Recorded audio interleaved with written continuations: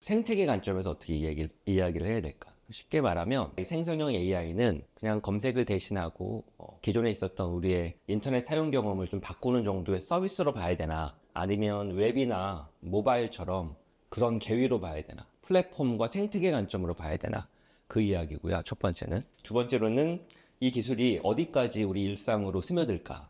그냥 컴퓨터나 스마트폰에서만 사용하게 될까? 아니면 뭐 로봇, 메타버스 MR 기기, 더 나아가서는 새로운 뉴 디바이스, 그리고 또 기존에 있었던 일반 기기들.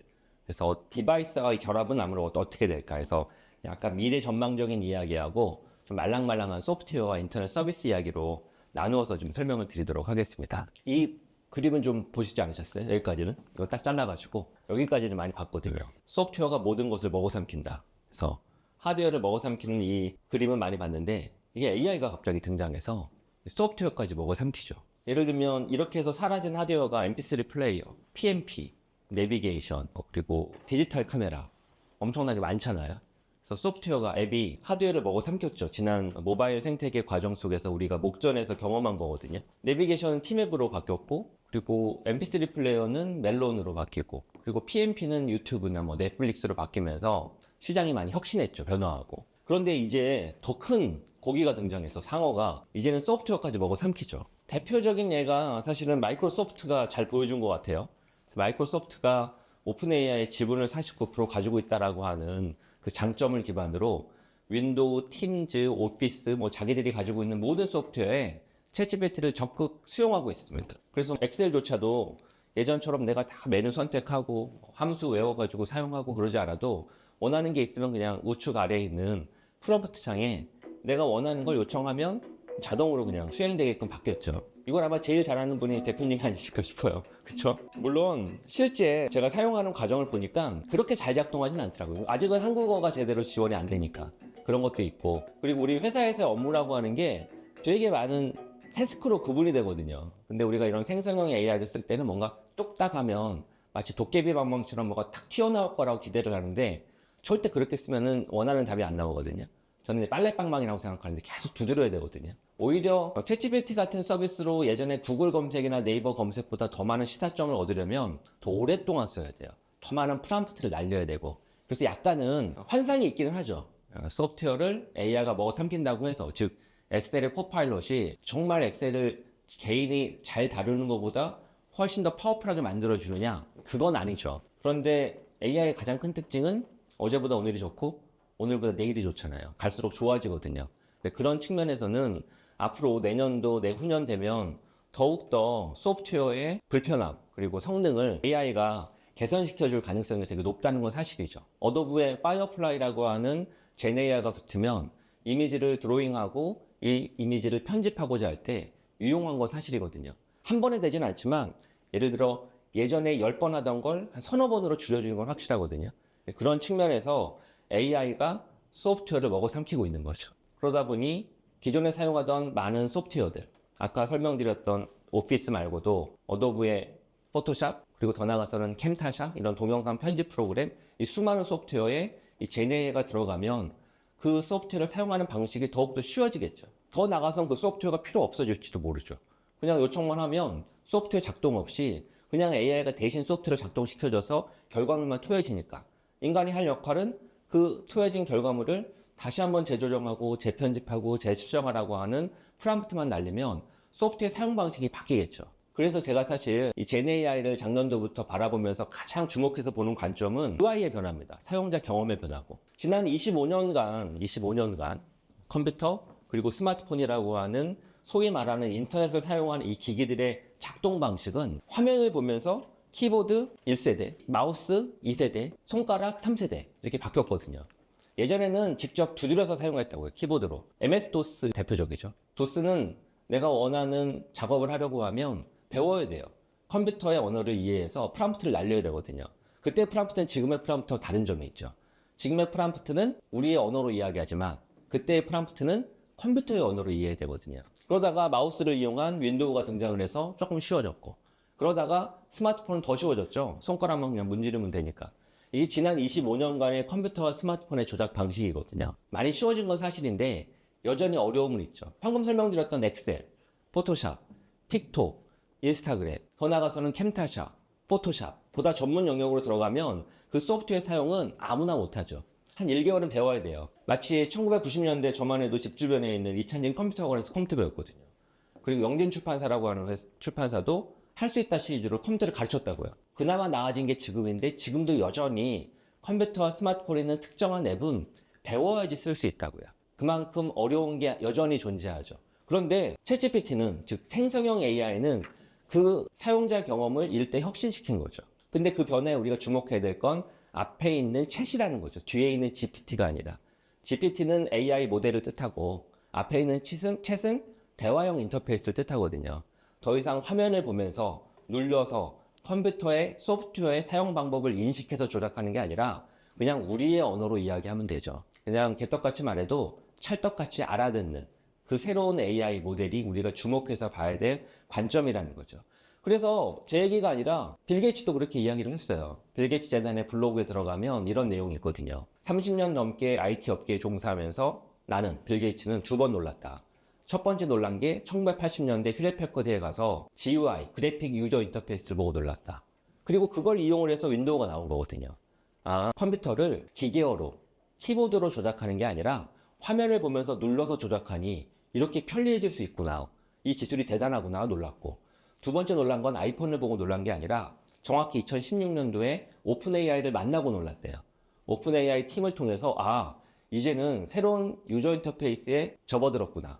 더 이상 화면이 아니라 그냥 우리의 언어로 기계 앞에서 이야기하면 자동으로 알아듣고 작동되는 새로운 시대가 왔구나. 2번 놀랐다는 거고, 저도 그 지점에 주목한다는 거죠. 챗GPT와 생성형 AI의 특징은 앞단에 뭘 해주고 뭐가 막 기가 막히게 생성되고 이미 이게 중요한 게 아니라 대화형 인터페이스라는 게 가장 큰 핵심입니다.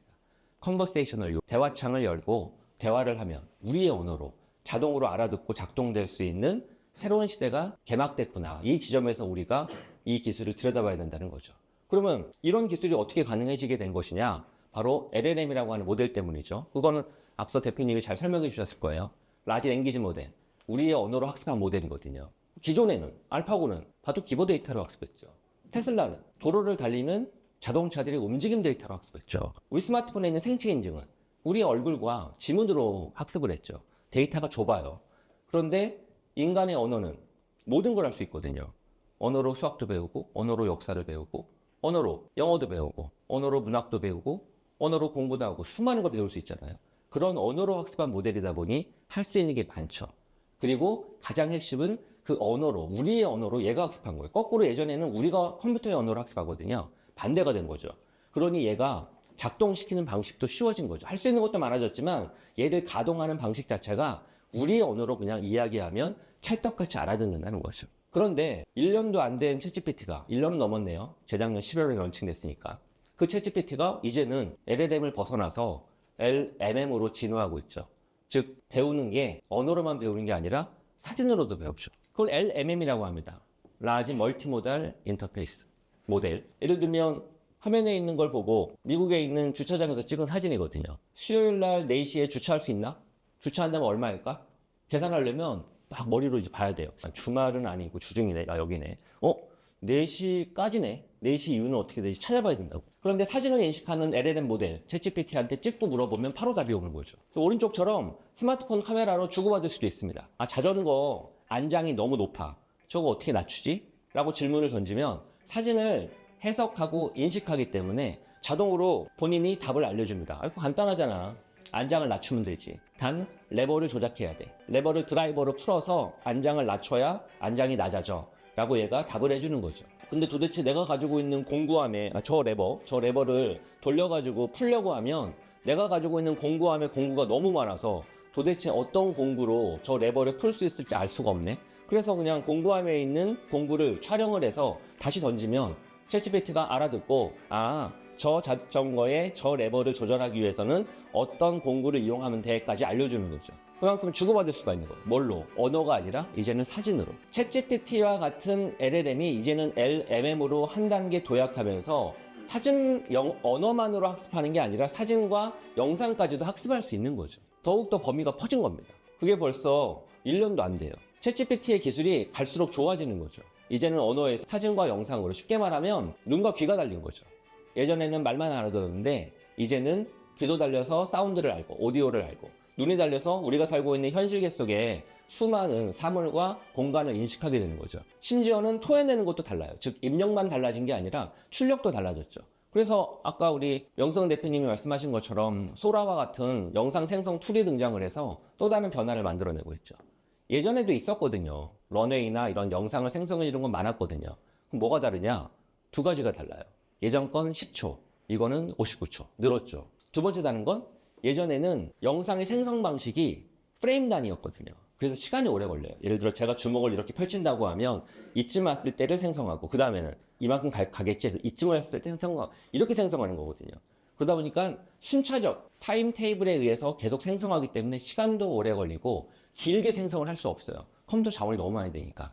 근데 얘는 1분짜리를 뚝딱 만들어냅니다. 어떻게? 언어로 이해를 했거든요. 뭐를? 우리가 살고 있는 현실의 물리적인 세계를, 중력을 알고 반사를 알고 여성이 걸어가면서 뒤에 있는 간판이 사라졌다 다시 나타날 땐 사라진 간판이 다시 보여줘야 된다는 걸 안다고. 기존의 동영상을 생성하는 모델은 그렇게 인식하지 못했어요. 그냥 이미지를 확장했을 뿐이죠.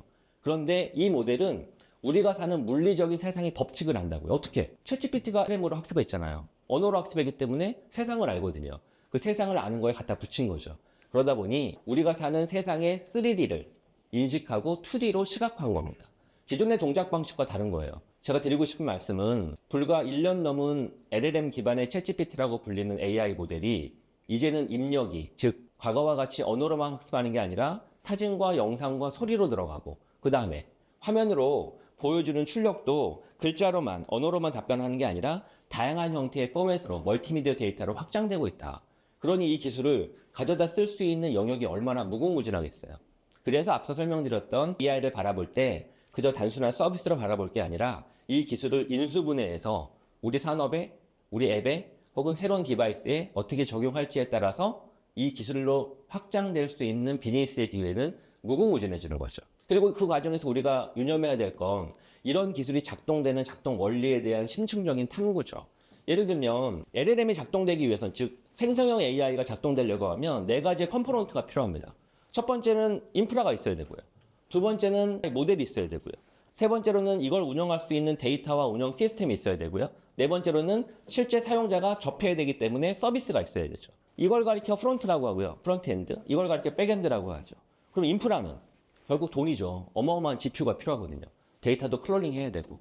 모델은 기술력이죠. FMOPS는 운영력이고. 프론트 서비스는 사용자를 잘 알고 소비자에게 어떤 방식으로 서비스를 구성해서 제공해야 될지를 잘 알아야 이런 서비스를 제대로 제공할 수 있거든요. 이거는 돈만 있으면 되고, 이거는 기술력이지만 아웃소싱하면 되고, 이거는 우리 회사 자체의 경쟁력이고, 이거는 우리 회사가 특히 IT 기업이 아닌 전통 기업은 이거는 이제 어떻게든 커버해야 될 몫이죠. 이게 4가지로 구성된다고요.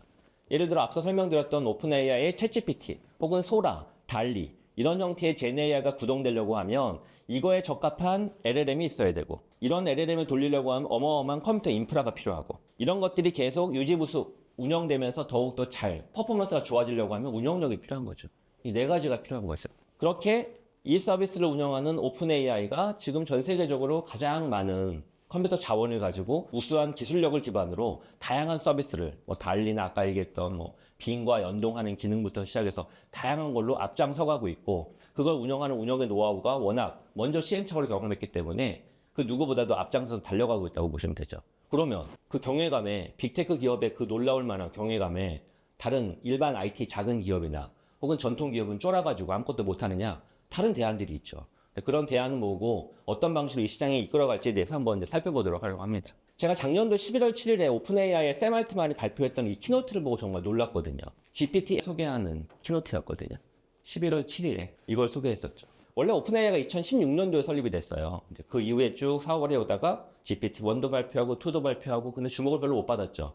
그러다가 2022년도 11월에 발표했던 GPT 3.5가 탑재된 챗GPT로 인해서 주목받고, 그리고 아시다시피 작년도에 1년 동안 어마무지한 빠른 속도로 성장했고, 그리고 11월 달에 이렇게 GPT 스토어라고 하는 걸 발표했거든요. GPT 스토어는 크게 3가지로 구성됩니다.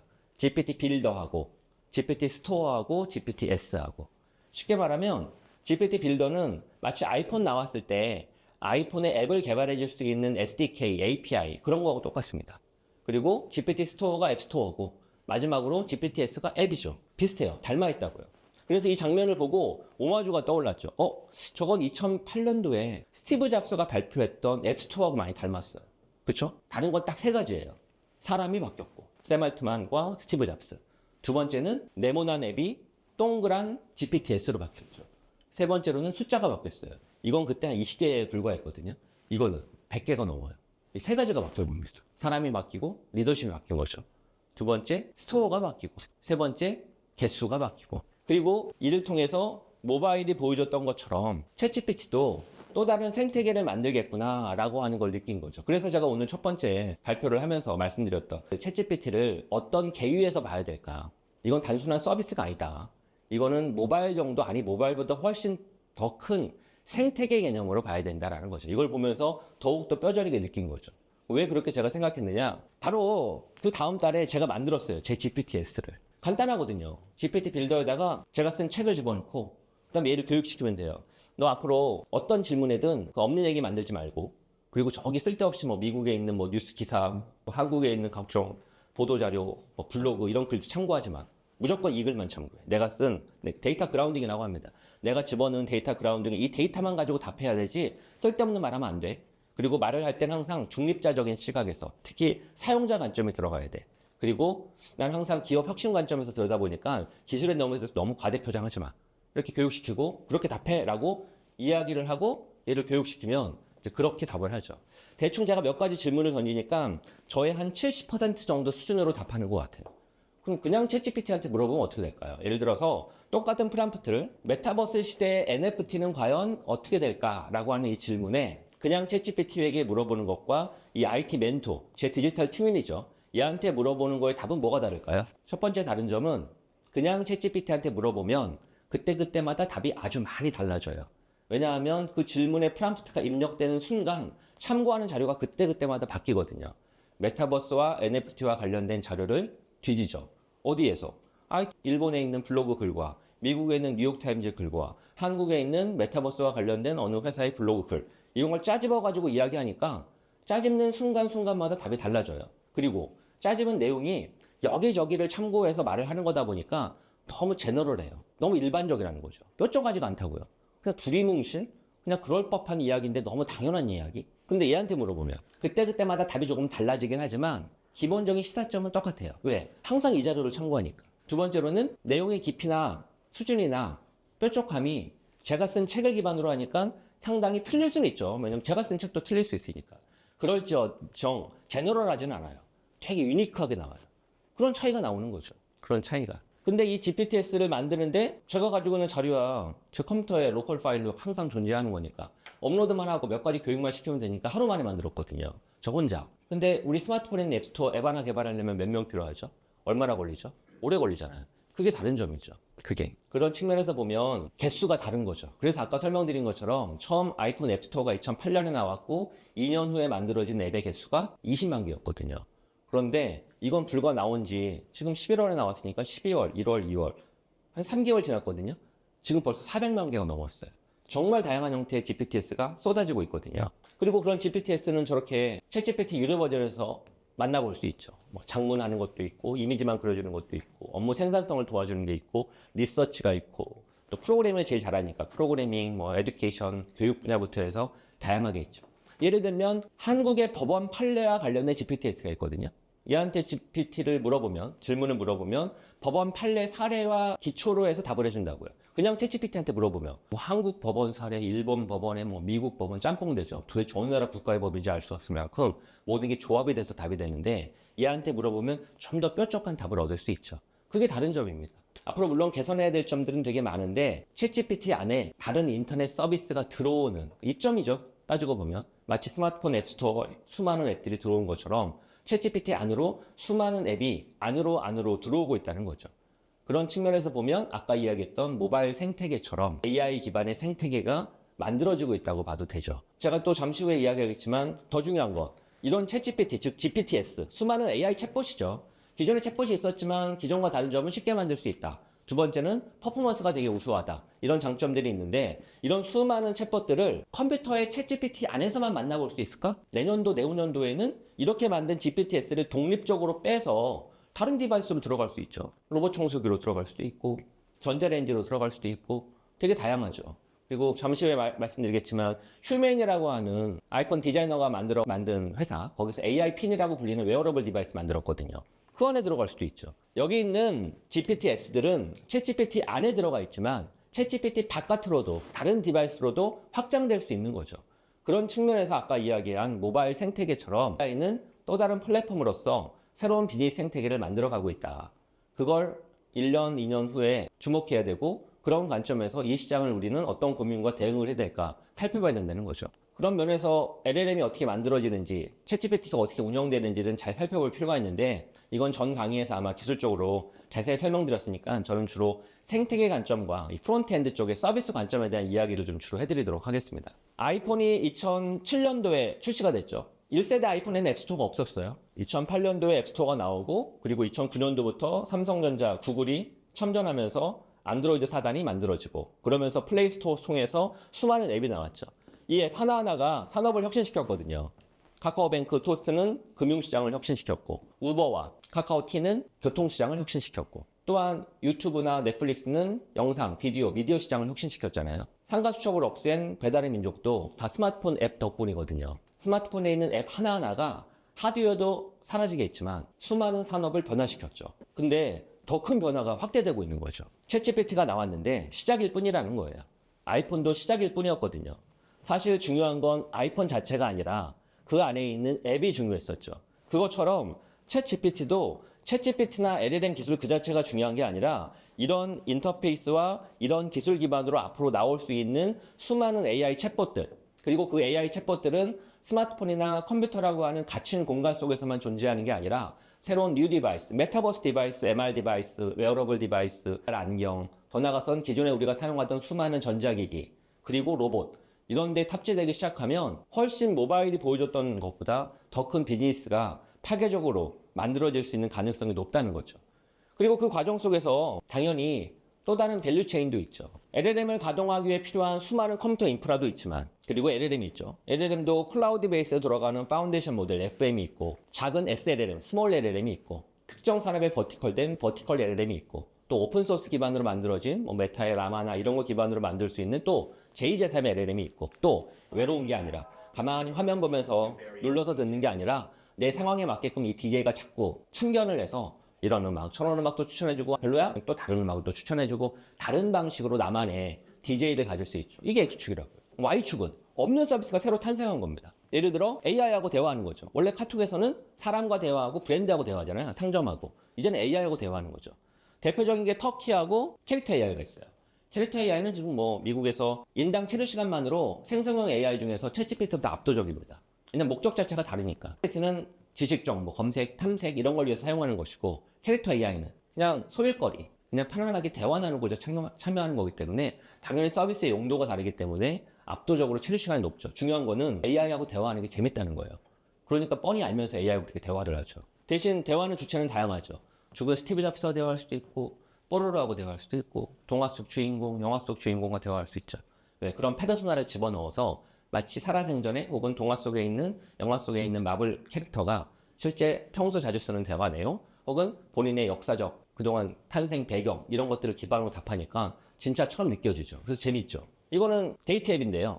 기존의 데이트 앱과 다르죠. 그래서 기존 데이트 앱에 AI를 넣은 게 아니라 새롭게 AI스러운 데이트 앱을 새로 만들었죠. 티저 AI라고 하는 앱이에요. 지금은 서비스가 중단됐는데 예를 들면 가입을 하고 내 일기장이나 페이스북에 있는 소셜 계정을 연동합니다. 그러면 나의 디지털 티운이 딱 만들어지는 거예요. 아까 챗GPT의 GPTS처럼. 그때부터는 얘가 대신 데이트를 하고 다녀요. 온라인 데이트를. 내 대신에.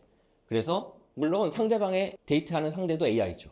AI끼리 대화하는 거예요. 제가 사람이 하면 하루에 많이 해봤자 5명도 안 될 텐데 얘는 100명도 하고 1000명도 하고 하겠죠. 시공간의 제한도 없고 동시에 또 할 수도 있으니까. 그러다가 마음에 드는 빙고 나타나면 그때 주인을 호출해서 주인이 그때 들어가는 거죠. 확률이 높아지는 거죠. 그런 앱입니다. 맨 오른쪽은 네이버가 투자하는 회사인데 제피라고 섞여 있어요. AI와 사람이 같이 대화하죠. 세 명의 대화다 끼어듭니다. 대화하는 메시지를 잘 파악을 해서 내가 굳이 검색하지 않았어도 얘가 내용을 정정해 주거나 저녁에 오늘 어디 식사하기 적합한 곳을 추천해 주거나 그런 방식으로 새로운 서비스죠. 과거에 없었던 Y축입니다. 즉 생성형 A라고 하는 기술을 받아들여서 기존 서비스를 혁신할 수도 있고 아니면 아예 새로운 앱이 탄생할 수도 있는 기회가 공존한다는 거죠. 그리고 더 나아가서는 이제 온디바이스 AI 시장이죠. 디바이스에 아예 AI가 탑재되는 겁니다.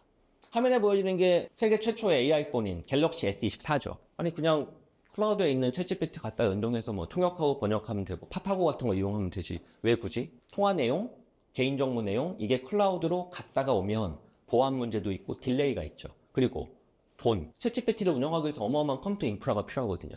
돈의 문제, 비용의 문제가 있죠. 그래서 아예 AI를 탑재한 겁니다. 여기다. AI를 탑재한다는 건 무슨 의미냐? 이 안에서 운영된다는 거예요. 뭐가? AI 서비스가. 그러려면 당연히 클라우드에 있는 GPU처럼 여기에도 로컬 엣지 디바이스에 GPU가 있어야 될 거 아니에요. 그거 바로 AI 칩셋입니다. 그래서 퀄컴의 스냅드래곤 8 3세대 모델이 들어가 있죠. AI 칩셋. 두 번째, LLM이 있어야 돼요. 챗GPT를 가동하기 위한 GPT 3.5, GPT 4처럼 여기 안에도 LLM이 있어야 된다고요. SLLM, 스몰 LLM. 그게 바로 삼성의 가우스라고 하는 LLM과 구글의 제미나이라고 하는 LLM이 합쳐져서 여기 제공됩니다. 그 두 가지가 있기 때문에 즉 인프라와 LLM 아까 제가 네 가지가 필요하다고 그랬잖아요.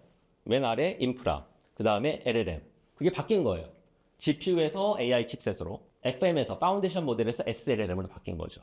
그리고 이제 이 안에 이걸 잘 운영하기 위한 여러 데이터의 구조나 FMOS가 있고 그리고 이제 서비스가 있는 거죠. 어떤 서비스? 갤럭시 S24에는 통역과 번역과 그리고 동그라미로 사진을 딱 검색할 수 있는 기능 세 가지가 들어간 거죠. 앞으로는 더욱더 다변화되겠죠. 다만 챗GPT만큼 다양해지지 못할 거예요. 왜? 이 안에 있는 데이터의 구조나 할 수 있는 SLLM의 역할이 용도가 제한적이라서 다양해지지 못하겠죠. 그 다양해지기 위한 거는 이제 클라우드하고 왔다 갔다 하겠죠. 그걸 하이브리드 AI라고 합니다. 이번에 CES에서 엔비디아가 발표한 개념이거든요. 로컬에서만 돌아가는 AI로는 성능이 안 나오고 기능이 안 나오니 클라우드에 있는 LLM과 짝을 맞춰서 왔다 갔다 해야 된다. 이런 개념이죠. 하이브리드 AI. 근데 제가 여기서 강조하는 건 컴퓨터와 스마트폰 앱으로만 만나보던 생성형 AI가 이제는 튀어나온 거죠. 그래서 우리의 디바이스로 들어간 겁니다. 그러면 우리의 고민은 스마트폰에만 들어갈까? 아니죠. 더욱더 다양해지겠죠. 이번 CES에서 삼성전자가 8K TV를 발표했거든요. 근데 정작 8K TV를 사도 모든 영상은 4K예요. 그럼 뭐 이걸 산나마나 콘텐츠를 못 보잖아요. 그래서 이 안에 AI 칩을 내장했죠. 삼성전자가 만든 NQ 3세대 모델을. 그리고 가우스를 내장하고. 그래서 8K로 보는 겁니다. 어떻게? 뻥튀기 해서. 4K를 8K로 뻥튀기 해서. 아마 화질이 실제 8K만큼 나올 것 같지는 않아요. 성능이 초반에는. 어쨌든 그렇게 AI 기능이 TV에도 스며들고 있죠. 이게 온디바이스 AI라고요. 그래서 시장이 또 한 번 바뀌는 겁니다. 1번 LLM에서 LMM으로 2번 컴퓨터와 스마트폰 중심의 클라우드 기반의 GPU와 FM 기반으로 동작되던 AI 서비스가 이제는 온디바이스 AI로 디바이스 엣지에 AI 칩이 들어가고 더 나가서는 SLLM이 들어가고 그리고 AI 서비스가 운영되는 형태로 바뀌고 있다는 거죠. 그래서 컴퓨터와 스마트폰에 머물던 디바이스 AI가 이제는 더 확장되는 겁니다. 그러다 보니 지금 주목받고 있는 기업은 퀄컴이에요. 스마트폰 시장 성장과 함께 약간 뒤로 밀렸던 퀄컴이 이번에 새롭게 정신 바짝 차리고 AI 칩을 발표했거든요. 성능이 되게 좋아요. 그래서 삼성전자의 갤럭시 S24에도 탑재되어 있죠. 삼성은 고민이거든요. 아, 이거 쓰는 것보다 아까 제가 삼성의 TV에 삼성이 독자적으로 만든 칩셋이 내장되어 있다고 말씀드렸잖아요. 그것처럼 자기들의 칩을 쓰는 게 훨씬 낫잖아요. 그래서 만든 게 엑시노스라고 불리는 칩셋이 있거든요. 화면에 보여지는 겁니다. 근데 퀄컴만큼 성능이 안 따라와요. 하지만 그렇다고 퀄컴에 계속 의존할 수 없잖아요. 그래서 한국에 판매되는 갤럭시 S24에는 이게 탑재되어 있습니다. 해외에 판매되는 건 스냅드래곤에 탑재되어 있고. 드리고 싶은 말씀은 엣지 디바이스에서 AI 칩셋 전쟁이 본격화되고 있는 거죠. 클라우드에서는 이미 시작됐어요. 클라우드에선 엔비디아 GPU가 시장 점유율이 90%잖아요. LLM이 뜨면 뜰수록 계속 엔비디아 배만 부르고 있거든요. 마치 그 옛날 서양에서 골드러시 시장에서 돈 버는 기업은 광부가 아니라 금광 키는 사람이 아니라 청바지 만들고 곡괭이 파는 사람이 돈 버는 거 똑같죠. 좋아할 리가 없죠. 그러니 AMD도 인텔도 뒤늦게 정신 차리고 안 되겠다. 클라우드 GPU 우리도 만들자 해서 뛰어들었고 가장 큰 GPU의 구매자인 오픈 AI도 더 이상 참을 수 없다. 우리가 독자적으로 만들자. 그래서 세계를 돌아다니잖아요. 투자를 받아서 삼성전자, 우리 SK 하이닉스하고 같이 칩셋 동맹을 만들자. 클라우드 딴 얘기거든요. 클라우드와 엣지가 지금 난리가 났어요. 이 시장을 어떻게 대응할지를. 계속 만들고 있습니다. 이런 식으로. 애플은 이미 전에 만들었고 다만 아직 젠 AI 서비스가 안 나왔죠. 올 하반기에 나온다고 하니까 주목해서 봐야 될 일이죠. 그리고 또 퀄컴은 스냅드래곤 XR2 플러스 2세대 모델을 만들었어요. 어디에 들어가죠? 모바일 디바이스에. 왜? 메타버스하고 가장 어울리거든요. 이야말로 메타버스가 가장 어울려요. 왜? 스마트폰 열고 카메라 찍고 질문 던지고 또 찍고 얼마나 번거로워요. 그냥 안경에 탑재돼 버리면 아이언맨의 자비스 같은 게 되는 거거든요. 내가 보는 걸 보고 듣는 걸 들으니까 그냥 허공에 대고 이야기하면 자비스가 생성 AI가 쉽게 말하면 AI 에이전트죠. 쉽게 말하면 퍼스널 디지털 에이전트 PDA라고 말합니다. 빌 게이츠가 그렇게 표현했어요. PDA 시대가 올 거다. 바로 이거예요, 이거. 얘가 그냥 메타버스 공간 속에서 내가 떠들면 찰떡같이 알아듣고 내가 보는 걸 보고 듣는 걸 듣고 적절하게 필요로 하는 서비스를 제공하는 시대가 본격적으로 도래하고 있죠. 그런 칩셋 대전을 그린 겁니다. 이건 이제 엣지 디바이스에서 벌어지고 있는 칩셋 대전. 예. 근데 우리하고는 먼 얘기죠. 우리는 서비스를 만들거나 소프트웨어를 만들거나 스타트업들은 이걸 칩을 만들고 이런 건 아니니까. 다만 우리가 주목할 점은 이렇게 VR에, 로봇에, 자동차에 AI가 스며들기 시작하면 그 안에서 어떤 유스 케이스가 있을까? 어떤 서비스가 만들어질 수 있을까? 기존의 스마트폰 앱처럼 자동차에는 AI 기반의 서비스가 무엇이 될까가 다 사업 기회죠. 그 안에서 카카오톡처럼 혹은 배달의 민족처럼 틱톡처럼 인스타그램처럼 새로운 비즈니스의 기회가 터질 테니까 이런 디바이스에 탑재된 AI 칩과 스몰 LLM 기반으로 만들어질 수 있는 서비스는 뭘까? 우리는 그 과정에서 뭘 할 수 있을까가 다 고민이죠. 물론 기존에 있었던 디바이스에만 적용되는 건 아닙니다. 새로운 디바이스가 나올 수도 있죠. 레빗의 아론이라고 하는 디바이스거든요. 이거는 온디바이스 AI가 아니에요. 왜? 온디바이스 AI는 조건이 두 가지가 있어요. 첫 번째는 AI 칩이 내장돼야 돼요. 두 번째는 SLLM이 있어야 됩니다. 얘네는 겉만 흉내낸 거지 실제 다 클라우드 베이스에서 운영됩니다. 즉 내가 버튼을 누르고 얘한테 말을 하면 얘가 작동되는 게 아니라 그 내용을 그대로 보내요. 클라우드로. 그래서 클라우드에서 작동돼서 결과만 보여지는 거니까 그냥 작은 소형 컴퓨터라고 생각하시면 돼요. 그래서 가격이 싸요. 30만 원밖에 안 되거든요. 이 모델은. 이건 온디바이스 AI가 아니죠. 근데 이번 CES 나와가지고 핫했거든요. 일주일 만에 10만 대가 팔렸으니까. 왜? 시장에 기대가 있는 거예요. 뭐가? 컴퓨터, 스마트폰 다음의 디바이스에 대한 기대. 그러다 보니 이런 디바이스가 주목받는 거죠. 그리고 아까 잠깐 설명드렸던 휴메인의 AI 핀이 있죠. 샘 알트만이 투자한 회사이기도 하고 여기 챗GPT가 들어가 있는 거랑 마찬가지거든요. 챗GPT는 우리 스마트폰에 앱의 형태로 다운로드 받아 설치할 수 있는데 그거는 카톡도 있고 인스타그램도 있고 그냥 스마트폰에 있는 원 오브 댐 앱일 뿐이거든요. 챗GPT는. 근데 이거는 챗GPT를 위한 챗GPT에 의한 디바이스죠. 온전히 챗GPT를 위해 탄생한 거예요. 미술관에 가서 이거 화면이 내가 보는 게 아니라 여기다 옷에다 딱 장착하고 내가 보는 걸 봅니다. 내가 듣는 걸 듣고. 그러니까 기존에 우리가 사용하던 지난 30년간의 컴퓨터의 조작 방식은 화면을 보거든요. 얘하고 나하고 서로 쳐다봐야 돼요. 왜? GUI니까. 그런데 컨버세이셔널 UI의 특징은 화면을 볼 필요가 없어요. 그냥 말만 하면 되거든요. 그래서 얘는 내가 보는 걸 보고 내가 듣는 걸 듣습니다. 그래서 미술관에 딱 가서 미술 작품을 보면서 버튼을 누르고 누가 그린 걸까? 그럼 답을 해주는 거죠. 얼마일까? 답을 해주는 거죠. 삼성전자 대리점에 가서 세탁기를 보면서 이거 LG전자 동급 모델은 얼마야? 그러면 이스톱 GPTS가 나와가지고 추천해 줄 수 있죠. 예를 들어 실제 지금 동작된다는 게 아니라 GPTS가 왜 웹에서 챗GPT 안에 숨겨져 있어야 되냐고요. 탈출할 수 있죠. 이런 디바이스로 스며들게 되면 새로운 변화가 시작되는 거죠. 근데 이건 온디바이스 AI예요. 왜냐면 AI 칩이 내장되어 있고 작은 SLM이 들어가 있거든요. 그런데 우리가 주목해서 봐야 될 건 그런 생성형 AI가 새로운 디바이스에만 들어가는 게 아니라 이런 MR 디바이스도 들어갈 수 있고 더 나아가서 기존에 사용하던 디바이스도 들어갈 수 있다는 거죠. 냉장고에 들어가고 세탁기에 들어가고 로봇 청소기에 들어가고 그게 바로 생성형 AI가 컴퓨터와 스마트폰에만 머무는 게 아니라 더 많은 디바이스에 스며들면서 하드웨어의 부응을 꾀할 수 있죠. 그럼 한 유스 케이스를 한번 설명드리죠. 로봇 청소기에는 AI 1.0이 들어가 있거든요, 이미. 로봇 청소기 다 돌아다니면서 맵을 그리거든요, 집 지도를. 방, 안방, 크기가 이렇구나. 대충 여기 뭐가 장애물이 있구나. 지도를 그려서 더욱더 효과적으로 운행하거든요. 그게 AI 1.0. 2.0, 챗GPT가 만약 생성형 AI가 여기 들어가 있으면 뭐가 바뀔까요? 말이 되는 거죠, 우선. 앞에 챗이라고 그랬잖아요, 챗. 챗의 특징은 컨버세이셔널 UI. 그래서 그냥 저기 거실에 콜라 흘렸어. 끈적끈적하니까 물걸레 되죠. 말을 알아듣는 거라고, 말을. 뒤에 GPT도 중요하죠. GPT는 뭔가 생성해줘요, 똑똑하게. 예를 들어서 3박 4일 동안 제주도 여행 가야 되는데 집안이 걱정된다. 그 중문 앞에 서 있어 너. 누가 어른거리면 카메라 촬영해가지고 바로 카톡으로 보내줘. 이게 되는 거죠. 왜? 생성형 AI가 제일 잘하는 게 코딩이거든요. 로봇 청소기가 지금 제가 말한 대로 동작하려고 하면 삼성전자 개발자들이 코딩을 해줘야 돼요, 그렇게. 근데 그 코딩이 자동으로 이루어지는 거죠. 그러면 기계가 말을 알아듣고 그 기계가 가지고 있는 자원들. 로봇 청소기 카메라 이미 있거든요. 인터넷에 늘 연결돼 있잖아요. 요즘 나오는 스마트폰 플랫폼은. 그러면 제가 말씀드렸던 이런 작업도 가능하거든요. 근데 왜 과거에는 안 했느냐? 그런 수요가 거의 없고, 또 있어도 그걸 개발하자니 너무 비용이 많이 들고 안 했거든요. 이제는 가능해지는 거죠. 생성형 AI 특징이 바로 그런 거거든요. 사람의 일손을 줄어들게 해주잖아요. 그 일손은 꼭 우리의 사무직, 문서 생성하는 디자이너, 이미지 그리는 이런 쪽만 아니라 그런 코딩 일도 엄청 줄어들거든요. 그러면 과거에 하려고 하면 너무 거대했던 거를 쉽게 하게 만들어주죠.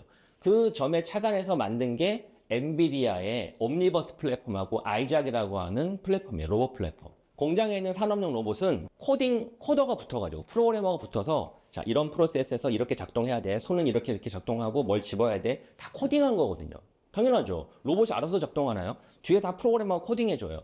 그러다 한 1년 운영하면 이번에 새로운 신상품 개발해야 되니까 로봇 다 바꿔야겠다. 로봇 자체를 바꾸는 게 아니라 로봇의 작동 방식을 바꿔야 돼. 순서를 바꾸고 그 다음에 내려갈 때 높이가 예전에는 1m였는데 이제 1.3m로 바꿔야 돼. 그러면 프로그래머가 붙어가지고 다 수정해줘야 돼요. 이제는 Gen AI 덕분에 그냥 말로 하면 됩니다. 근데 그걸 말로 해서 잘 되게 하려면 뭐가 필요하잖아요, 기술이. 그 플랫폼이 엔비디아가 이번에 발표했던 옴니버스 플랫폼과 아이작이라고 하는 모델이에요. 엔비디아의 주가가 그냥 뜨는 게 아니에요. 엔비디아의 첫 번째 주가가 떴던 건 그래픽카드 잘 만들어 게이머들한테 잘 팔아서, 두 번째 잘했던 건 블록체인 채굴하는데, 세 번째 잘했던 건 LLM 들어가는 GPU 만들어서, 그리고 올해 상반기부터 제가 지금 설명드렸더니 산업용 기계, 이 로봇의 작동 방식을 플랫폼 기반으로, 옴니버스 플랫폼 이런 거 기반으로 바꿈으로 인해 가지고 주목을 받게 됐고, 또 하나는 이거 다른 얘기인데 엣지 디바이스에 들어가는 AI 칩을 엔비디아도 만들어요. 퀄컴은 주로 스마트폰, 경량화된 디바이스에 만들고 엔비디아는 컴퓨터와 노트북에. 근데 우리 컴퓨터와 노트북에 굳이 왜 AI 칩셋을 넣어야 될까? 일반인들은 아니고 게이머들도 아니에요. 예를 들어 우리 컴퓨터의 고성능 그래픽카드는 게임하는 사람들한테만 필요하지 일반 사무직 직장인한테는 필요 없잖아요. 똑같아요. 칩은 엔비디아의 이 AI 칩은 RTX 40이 아마 이게 슈퍼 시리즈일 거예요. 얘네들 이 모델은 주로 누가 쓰냐면 디자이너, 그리고 방송 스트리머, 틱토커, 유튜버들. 왜? 예를 들면 디자이너가 이미지를 생성할 때 클라우드에 기반으로 아까 보여드렸던 소라나 혹은 달리나 미드전이나 이런 것들을 생성했을 때 가장 큰 게 비용이거든요. 비용. 근데 그 비용을 줄여주는 방법 중에 하나가 내 컴퓨터의 인프라를 이용하는 겁니다. 그때 쓰는 거예요, 디자이너가. 즉 엔비디아의 칩셋이 장착된 노트북과 엔비디아의 GPU가 클라우드에서 작동되어서 이미지를 생성해주는 서비스가 둘이 만나면, 이게 게트이미지라는 회사거든요. 이 둘이 만나면 훨씬 더 저렴한 비용으로 빠른 속도로 이미지가 생성 가능하죠. 그러니까 엔비디아는 두 군데 파는 거죠. GPU도 팔고 AI 칩셋도 팔고. 방송 스트리머도 마찬가지예요. 방송 스트리머가 영상을 송출할 때 가장 신경 쓰는 것 중에 하나는 스마트폰, 태블릿, 컴퓨터, 노트북, TV 너무 많거든요. 디바이스의 해상도가. 각각의 디바이스의 해상도에 맞게끔 방송 영상이 고화질로 송출되는 게 되게 필요한데, 그때 칩셋이 장착된 엔비디아의 노트북을 이용하면 그 송출이 훨씬 더 고해상도로 잘 되는 거죠. 그러니까 B2C로 게이머만 엔비디아의 노트북, 엔비디아가 탑재된 노트북을 사는 게 아니라 디자이너도, 방송을 하는 사람도, 앞으로는 메타버스, 디지털 오브젝트를 만드는 그런 크리에이터들도 엔비디아의 AI 칩셋이 필요하게끔 만든 거죠. 그러다 보니까 B2C 시장도 확장되고 B2B 시장도 산업이 확장되고, LLM을 위한 GPU가 아니라 로봇을 위한, 산업용 로봇을 위한 AI 플랫폼과 GPU까지 확장되기 때문에 지금 저렇게 계속 주가가 2,000조가 넘는 거예요. 자, 여기까지 해서 두 가지를 말씀드렸습니다. 첫 번째는 챗GPT와 같은 생성형 AI를 프론트엔드 쪽, 즉 서비스, 생태계 관점에서 어떻게 이해를 해야 될까. 두 번째로는 그런 생성형 AI가 디바이스 쪽으로 확장되게 되면 미래는 어떻게 바뀔 수 있을까. 이렇게 두 가지 관점에서 설명을 드렸고, 자세한 이야기는 또 질문하면서 토론을 통해 가지고 설명드리겠습니다. 감사합니다.